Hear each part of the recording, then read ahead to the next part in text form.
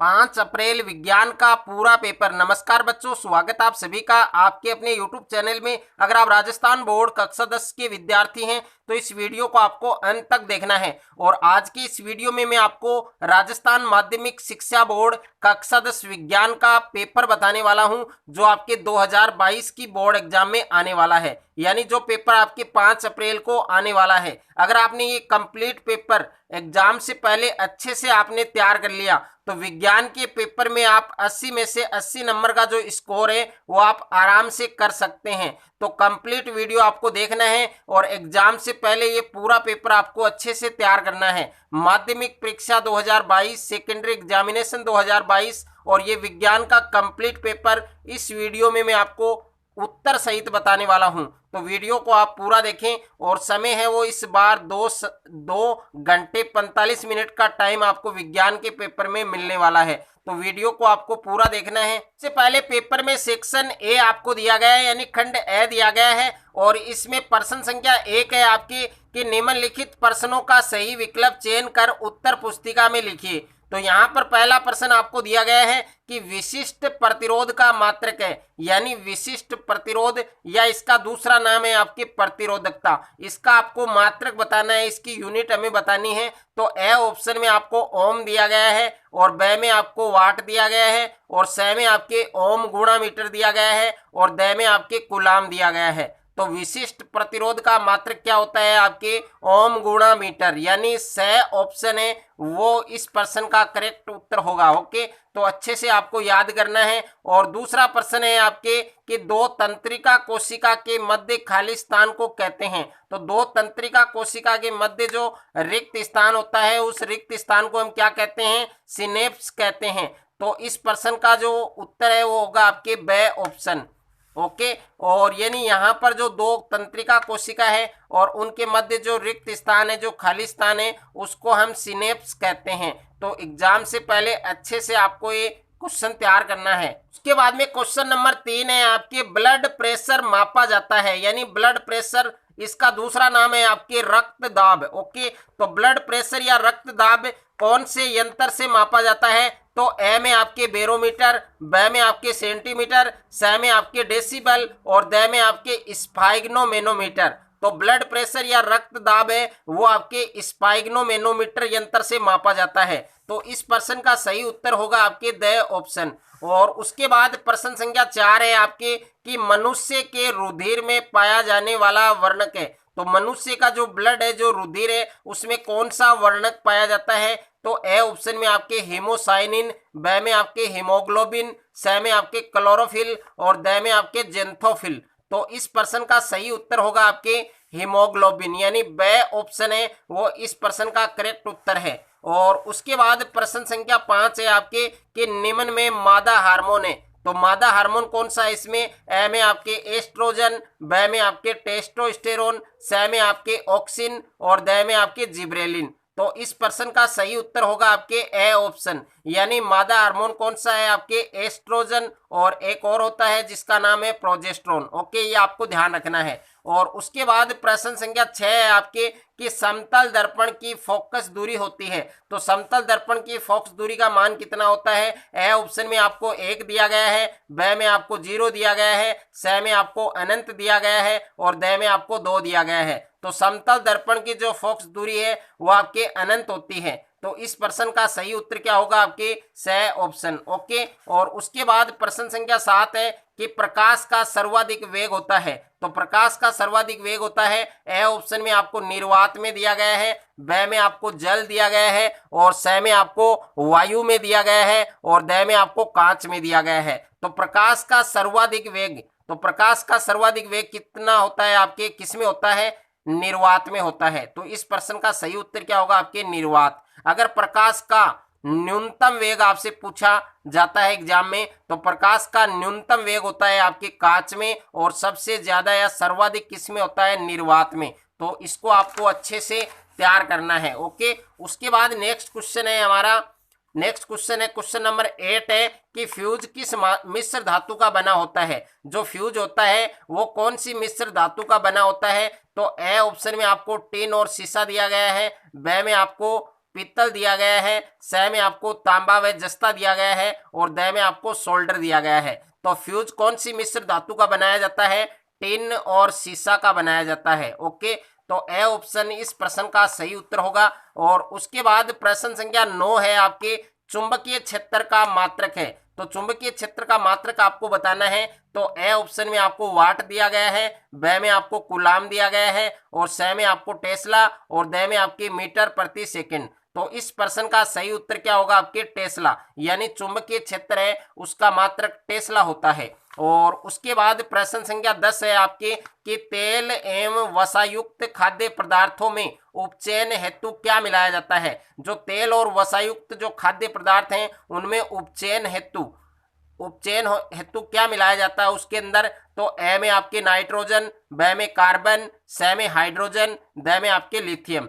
तो तेल और वसायुक्त खाद्य पदार्थ है उनमें उपचयन रोकने के लिए नाइट्रोजन मिलाया जाता है। तो इस प्रश्न का सही उत्तर क्या होगा? आपके ए ऑप्शन। ओके, यानी ए ऑप्शन है वो इस प्रश्न का आपके सही उत्तर होगा। और उसके बाद में क्वेश्चन नंबर 11 है आपके। क्वेश्चन नंबर 11 आपको दिया गया है कि किसकी पीएच सबसे अधिक होगी? तो ए में आपको आसुत जल, यानी जो उदासीन जल होता है उसकी पीएच मान 7 होती है। ओके, और दूसरा आपके जठर रस, तो जठर रस की पीएच मान कितनी होती है आपके, यानी यहाँ पर। और तीसरा आपके मिल्क ऑफ मैग्नीशिया, और उसके बाद में 4 नंबर है आपकी रक्त।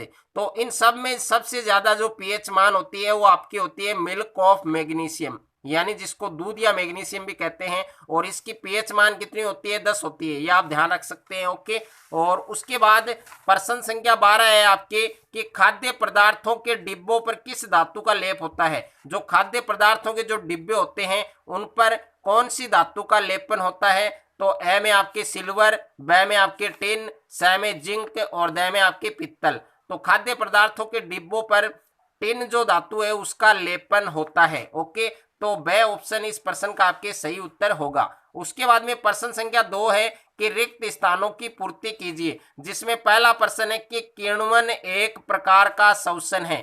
तो किण्वन एक प्रकार का कौन सा शोषण है? अवायवीय शोषण है। कौन सा शोषण है? अवायवीय शोषण। तो इसमें आपको अवायवीय शोषण लिखना है। ओके, यानी किण्वन एक प्रकार का अवायवीय शोषण है। और उसके बाद में दूसरा प्रश्न है आपके कि जड़ द्वारा सिंचित जल को पौधों के प्रत्येक भाग तक पहुंचाने की जो प्रोसेस होती है, जो क्रिया होती है, उसको हम क्या कहते हैं? जाइलम कहते हैं। क्या कहते हैं? जाइलम। ओके, तो इसमें आपको जाइलम लिखना है। और तीसरा प्रश्न है कि जीवाश्म की आयु का निर्धारण विधि द्वारा किया जाता है। तो जीवाश्म की आयु है उसका निर्धारण कौन सी विधि के द्वारा किया जाता है? तो उस विधि का नाम होता है आपके फॉसिल डेंटिंग। ओके, तो इसमें आपको लिखना है फॉसिल डेंटिंग, ये नाम आपको लिखना है और इसको आप अच्छे से याद करें। उसके बाद में प्रश्न संख्या 4 है कि प्रतिबिंब की ऊंचाई और बिंब की ऊंचाई के अनुपात को कहा जाता है। तो प्रतिबिंब की ऊंचाई और बिंब की ऊंचाई के अनुपात को कहा जाता है आवर्धन। क्या कहा जाता है? आवर्धन कहा जाता है। ये नाम आपको ध्यान रखना है। और उसके बाद में प्रश्न संख्या 5 है आपके कि कोयला और पेट्रोलियम ईंधन के उदाहरण हैं। तो कोयला और पेट्रोलियम कौन से ईंधन के उदाहरण हैं? तो इसमें आएगा आपके जीवाश्म ईंधन। क्या आएगा? आपके जीवाश्म ईंधन। ओके, यानी जीवाश्म ईंधन है आपके कोयला और पेट्रोल। और उसके बाद में प्रश्न संख्या 6 है कि डाईऑप्टर का मात्रक है। तो डाईऑप्टर का मात्रक क्या होगा आपके, यानी डाईऑप्टर किसका मात्रक है? तो डाईऑप्टर किसका मात्रक है? लेंस की क्षमता। तो इसमें आपको लिखना है लेंस की क्षमता। ओके, यानी डाईऑप्टर है वो लेंस की क्षमता का मात्रक कहलाता है। उसके बाद में प्रश्न संख्या 3 है आपके कि निम्न प्रश्नों के उत्तर एक पंक्ति या एक शब्द में आपको लिखना है। तो यहाँ पर पहला प्रश्न है कि कोई एक कोशिकीय जीव का नाम लिखिए। तो कोई एक कोशिकीय जीव है आपके अमीबा, पैरामीशियम। ओके, तो यहाँ पर पैरामीशियम या अमीबा आप लिख सकते हैं। और दूसरा प्रश्न है आपके कि फलों को गिरने से रोकने के लिए किस पादप हार्मोन का उपयोग किया जाता है? तो फलों को गिरने से रोकने के लिए कौन से पादप हार्मोन का उपयोग किया जाता है? तो उस पादप हार्मोन का नाम है आपके ऑक्सिन। क्या नाम है आपके? ऑक्सिन। ये नाम आपको ध्यान रखना है। ओके, और उसके बाद में प्रश्न संख्या 3 है आपके कि नर्मदा नदी पर बने बांध का नाम। तो नर्मदा नदी पर बने बांध का नाम है आपके सरदार सरोवर बांध। क्या नाम है? सरदार सरोवर बांध, ये नाम आपको ध्यान रखना है। ओके, और उसके बाद में प्रश्न संख्या 4 है आपके कि कुलय जल संग्रहण प्रणाली कौन से राज्य में स्थित है? तो उस राज्य का नाम है आपके हिमाचल प्रदेश। क्या नाम है उस राज्य का? हिमाचल प्रदेश। ओके, और उसके बाद में प्रश्न संख्या 5 है कि सबसे खतरनाक अपशिष्ट का नाम। तो सबसे खतरनाक अपशिष्ट कौन सा है?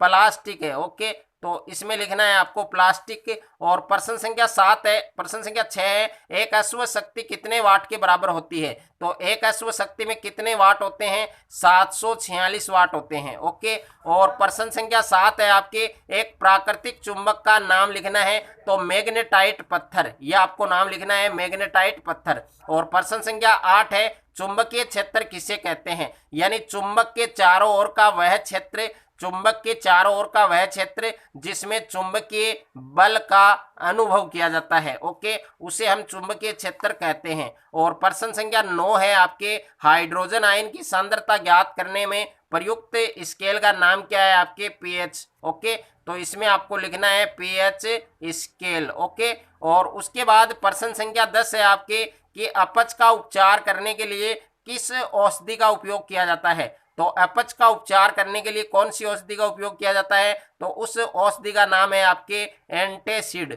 तो इसमें आपको एंटासिड लिखना है। और प्रश्न संख्या 11 है आपके कि हाइड्रोक्लोरिक अम्ल और सांद्र नाइट्रिक अम्ल का ताजा मिश्रण क्या कहलाता है? तो इस प्रश्न का सही उत्तर होगा आपके एक्वा रेजिया। क्या होगा? Aqua regia. तो इसमें आपको एक्वा रेजिया लिखना है। ओके, और एग्जाम से पहले कंप्लीट पेपर आपको पूरा तैयार करना है अच्छे से। और उसके बाद यहाँ पर प्रश्न संख्या 12 है आपके कि कोई दो संश्लेषित सूचकों के नाम लिखिए। तो दो संश्लेषित सूचक है, एक तो आपके मेथिल ऑरेंज है और दूसरा आपके फिनोल्फ्थेलिन है। ओके, उसके बाद में खंड ब दिया गया है और खंड ब में प्रश्न संख्या 4 है आपके कि प्रकाश संश्लेषण किसे कहते हैं? यानी प्रकाश संश्लेषण की आपको परिभाषा लिखनी है। और उसके बाद में प्रश्न संख्या 5 है कि जीवाश्म किसे कहते हैं? एक उदाहरण लिखिए। यानी जीवाश्म की परिभाषा लिखनी है और एक इसका उदाहरण लिखना है। और किसी भी क्वेश्चन में अगर आपको डाउट है तो आप कमेंट करके बता सकते हैं, उस प्रश्न का उत्तर आपको बताया जाएगा। और उसके बाद में प्रश्न संख्या 6 है यदि एक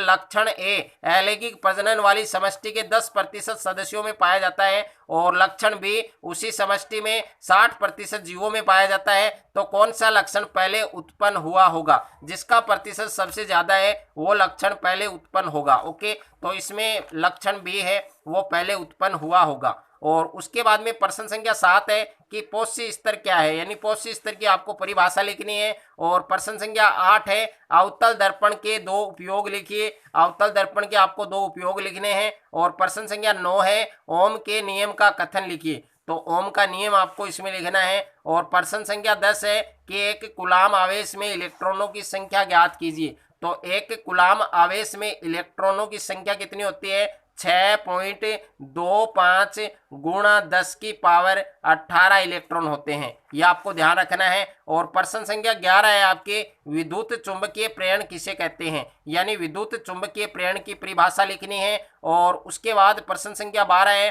कि थर्मिट अभिक्रिया लिखिए। थर्मिट अभिक्रिया बतानी है आपको। और प्रश्न संख्या 13 है कि वियोजन अभिक्रिया किसे कहते हैं? कैल्शियम कार्बोनेट की वियोजन अभिक्रिया लिखिए। एक जो वियोजन अभिक्रिया है उसकी परिभाषा और कैल्शियम कार्बोनेट की जो वियोजन अभिक्रिया है वो भी आपको लिखनी है। उसके बाद में प्रश्न संख्या 14 है आपकी कि कोई 3 उत्कृष्ट गैसों के नाम लिखिए। तो हीलियम, नियोन और आर्गन। ओके, और प्रश्न संख्या 15 है एनोड पंख किसे कहते हैं? यानी एनोड पंख की आपको परिभाषा लिखनी है। और प्रश्न संख्या 16 है कि सोडियम को केरोसिन तेल में डुबोकर क्यों रखा जाता है? इसका आपको कारण बताना है। उसके बाद में खंड 6 है और खंड 6 में प्रश्न संख्या 17 है आपके कि सवे पोषी पोषण और विषम पोषी पोषण में अंतर लिखिए। ओके, और इसके अथवा में जो क्वेश्चन दिया गया है वो भी आपको तैयार करना है। वायवीय और अवायवीय श्वसन में अंतर लिखिए। यानी एक समय पोषी पोषण और विषम पोषी पोषण है, इसमें अंतर लिखना है। और अथवा में वायवीय और अवायवीय श्वसन है,